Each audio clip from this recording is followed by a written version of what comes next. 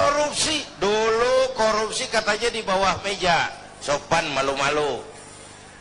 Kemudian maju, korupsi di atas meja, terang-terangan. Sekarang meja-mejanya dikorupsi. Bukan lagi atas meja, bawah meja, meja-mejanya disikat sekalian. Dan celakanya di mana-mana tuh tukang sunat merajalela. Tukang sunat turun ke bawah sunatin, turun lagi sunatin, turun lagi sunatin, nyampe ke rakyat ujungnya doang dikit banget. Kebanyakan tukang sunat. Yang disuruh ngurus beras, nimbun beras. Yang disuruh ngurus laut, jadi bajak laut. Yang disuruh ngurus hutan, rame-rame jadi orang hutan. Yang disuruh ngurus hukum malah bikin hukum kayak pisau, orang jadi nggak takut, hukum nggak berwibawa. Mestinya kalau kepolisian, kejaksaan, kehakiman bekerja bagus, KPK nggak perlu ada. Ya, itu kan ad hoc. Dibentuk KPK karena kinerjanya nggak memuaskan. Nah, satu saat KPK nggak perlu kalau polisi, jaksa, hakim kerjanya cakep. Ya, ya. Ini kan negeri kita udah kebanyakan tim ini. Muncul masalah, bukan diselesain, bikin tim. Bikin tim, bikin tim. Urusan kagak rapi, tim makin banyak.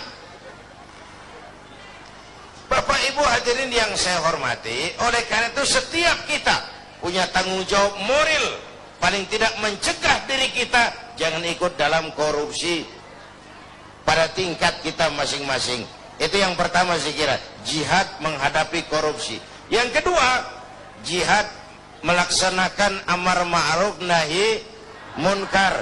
Ini penting. Sebab kalau yang ma'ruf jalan, yang munkar jalan, yang munkar itu mengundang murka Allah. Kalau murka Allah turun, bencana nggak nimpa yang zalim saja, yang baik-baik kena jatahnya. Saudara makan nangka kena getahnya, itu risiko. Saudara nggak makan nangka kena getahnya, itu sial namanya. Kan nih sekarang nih di masyarakat ada nih orang kalau dibilangin ngomongnya begini, biarin aja, yang mabok gue, yang judi gue, pakai duit gue main di rumah gue, urusan apa sama orang? Yang zina gue, yang bayar pelacur gue, mau enak mau penyakit urusan gue. Lu ngapa jadi repot? Ada tuh orang kalau dibilangin nyautnya begitu. Ada nggak? Yang mana?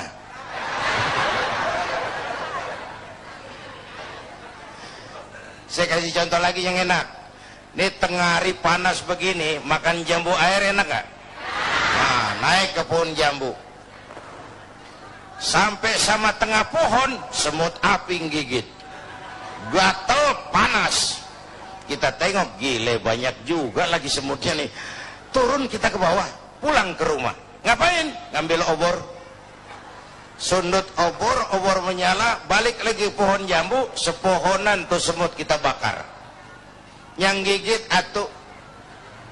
Yang gigit tuh semut-semut lain kalau bisa protes ngomong tuh, yang gigit lu temen gua nggak ngikut gua. Tapi kita nggak peduli. Mau gigit apa enggak, asal semut bakar. Gara-gara atung gigit sepunan dibakar tuh semut. Masyarakat begitu Pak. Iya, yang judi lo, yang zina lo, yang mabuk lo. Tapi judi, zina, mabuk, maksiat Mas. Kalau ini negeri banyak maksiatnya, Allah marah. Kalau Allah marah, turun gempa. Kalau turun gempa, yang mampus bukan lu doang moyong, bareng rame-rame. Iya, iya. Enak kalau gempanya milik Kiai, mohon minggir ya, mau gempa nih. Aduh, sopan bener itu gempa. Itu perlunya amar ma'ruf nahi munkar. Karena bencana kalau datang tidak hanya menimpa orang yang zalim, yang baik-baik akan kena juga jatahnya. Bapak Ibu hadirin yang saya hormati, nah pelaksanaannya memang amar ma'ruf lebih gampang daripada nahi munkar. Orang kalau diajak sholat paling kagak mau gitu doang dah, kagak marah, kagak ngomel. Tapi kalau dilarang mabuk, blekai. diajak dilarang berjudi, dilarang berzina, bisa berkelahi, tapi dua-duanya harus dilaksanakan. Itulah sebabnya ini jihad. Beramar ma'ruf apalagi bernahi munkar itu merupakan jihad yang harus kita laksanakan.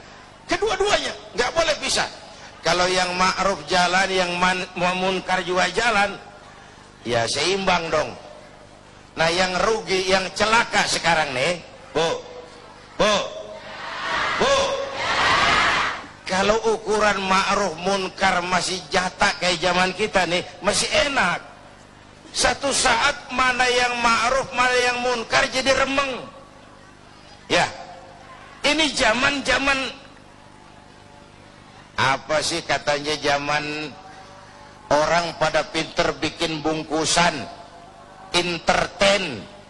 Ya, orang pada pinter bikin bungkusan, yang ma'ruf kelihatan munkar, yang munkar kelihatan ma'ruf. Ayo udah ngalamin belum saat begitu? Ya. Yang jujur dimusuhin. Nah, udah kejadian kan, yang laporan anak pada nyontek tuh dimusuhin yang jujur. Itu kan yang ma'ruf jadi munkar, yang munkar jadi ma'ruf. Terbalik nilai masyarakat kita. Ini menyedihkan, ini memprihatinkan, ini musibah. Kalau yang ma'ruf jadi munkar, yang munkar jadi ma'ruf, mau apa lagi kita? Masya Allah. Jangan sampai kita berharap ini Kiai, seperti yang Kiai katakan tadi, jangan sampai azab ini menimpa negara kita.